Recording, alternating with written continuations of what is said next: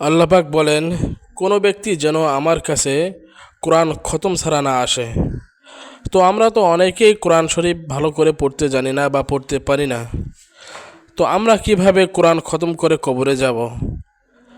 তাই রাসূল সাল্লাল্লাহু আলাইহি ওয়াসাল্লাম বলেন, কোরআনের ভিতর এমন একটি সূরা আছে যে সূরা মাত্র 3 বার পড়লে আল্লাহ পাক পুরা কোরআন খতম করার সওয়াব তার আমল নামায় লিখে দেবেন।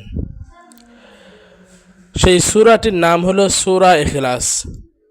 কোনো ব্যক্তি যদি সূরা ইখলাস একবার পড়ে, আল্লাহ তাআলা ওই ব্যক্তির আমল নামায় 10 পারা কোরআন পড়ার সওয়াব দিয়ে দিবেন। দ্বিতীয়বার যদি পড়েন তো আবার 10 পারা কোরআন পড়ার সওয়াব দিয়ে দিবেন। তৃতীয়বার যদি পড়েন আবার 10 পারা কোরআন পড়ার সওয়াব দিয়ে দিবেন।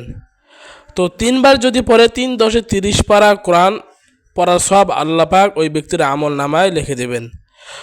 তো সূরা ইখলাস যদি কোনো ব্যক্তি 3 বার পাঠ করে তো আল্লাহ পাক তার আমল নামায় 1 খতম কোরআন পড়ার সওয়াব দিয়ে দিবেন।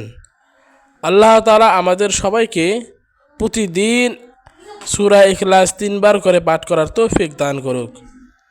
আমিন।